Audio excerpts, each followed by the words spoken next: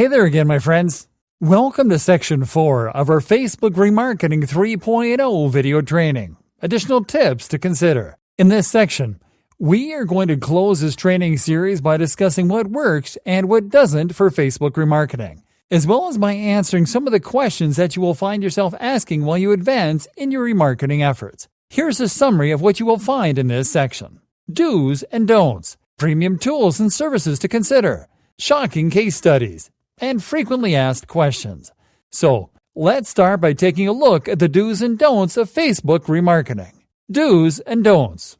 Do's. Track efficiently. Depending on your content management system platform and your marketing objective, you will leave a lot on the table if you don't set up an efficient tracking system, as well as an efficient tracking strategy after you install your tracking pixel on your website. Using plugins to manage custom audiences and setting up individual retargeting pixels for each website that you will be remarketing from are great starting points. Segment your remarketing audiences.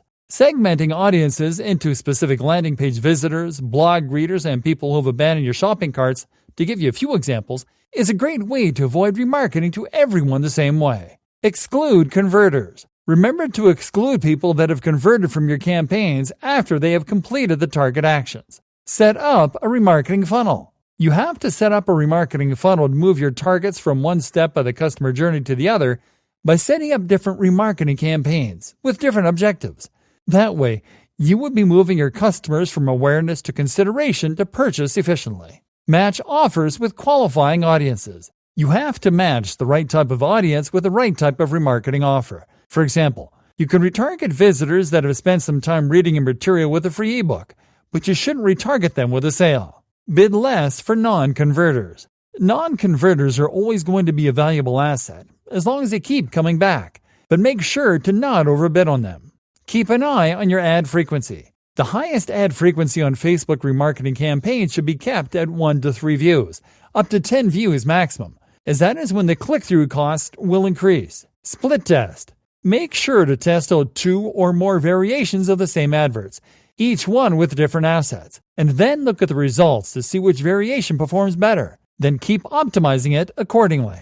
Review your placements. Some audiences respond better to remarketing on certain environments and on certain devices, so make sure to check how well your remarketing materials perform on desktop and mobile, as well as whether they perform better on the newsfeed or on the right-hand column. Limit your ad appearance. Place a cap on your daily budget to avoid showing your ads to the same people the entire day, or else you will risk your targets getting blind to your remarketing efforts. Don'ts. Don't sell past the sale. There is no use to keep retargeting people that have converted with a sale with the same offer. Instead, move them to a different campaign where you retarget them with an incentive or an upsell. Don't target all visitors the same. All your website visitors are different. Some will land on your site by accident. Some will be repeat readers. Some will be simple researchers. And some will be potential customers in need of a little push to make their final purchasing decision. So target them accordingly. Don't overestimate daily performance.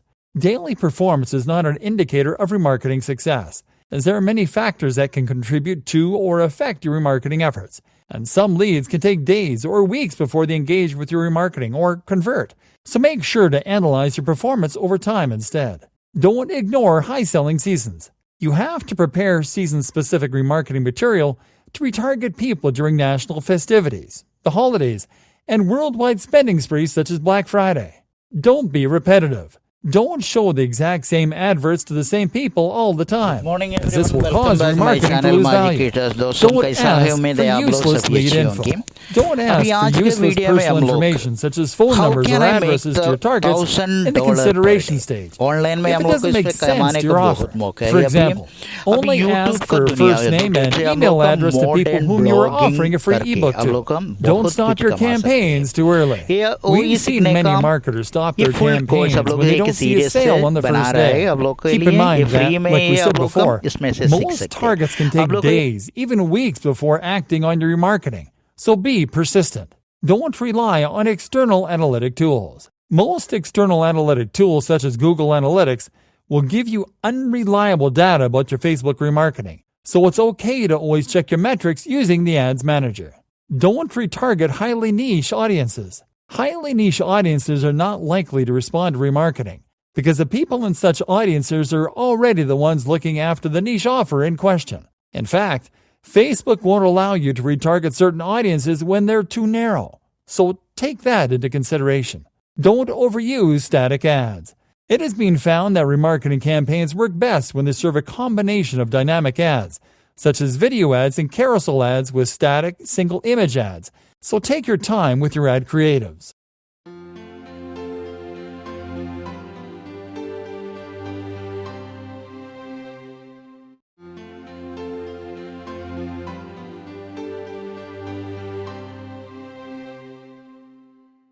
Additional Facebook remarketing tips and tricks. Hey there, good friends. If there's one thing that we have learned throughout the years is to always keep on learning and experimenting.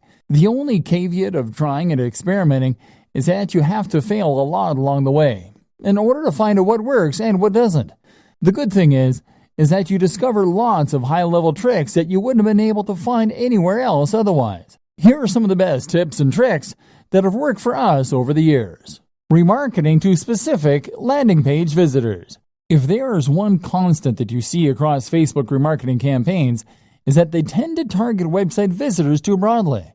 While it is a good thing to set up a remarketing campaign to reach all website visitors, it is also a good practice to remarket to specific visitors on specific pages. For example, you can create remarketing campaigns to remarket to visitors of your sales pages. Now, it won't be enough to retarget them with ads, but to retarget them with highly targeted ads that are relevant to the people visiting a specific sales page. Remember to exclude converters. You have to always be on the lookout for those leads who have already taken an action, such as people that have read a piece of content, people that have clicked through with certain affiliate links, and people who have purchased certain products.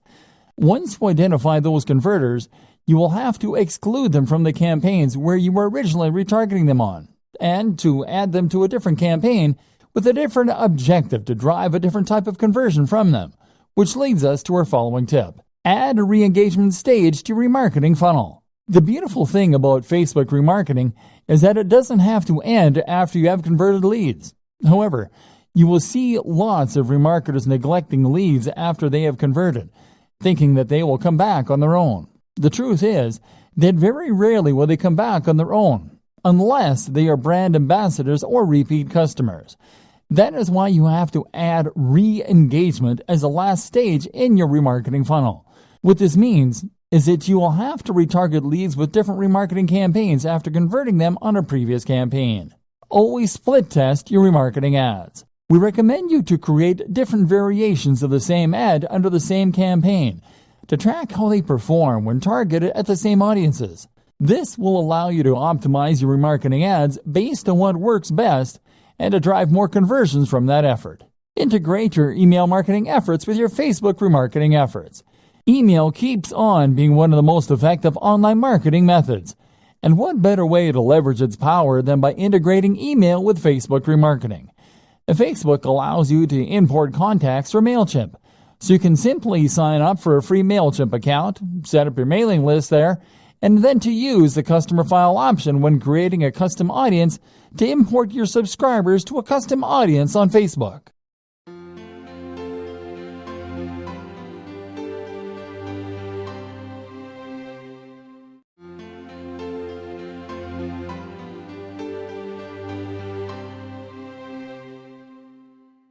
Using content series to remarket to hard-to-get leads. Hey there, my friends. One of the harshest inevitable facts of doing online marketing is that, on average, only 2% to 5% of leads convert. That means that over 90% of your leads might not convert at all. And that is a problem right there with cold advertising.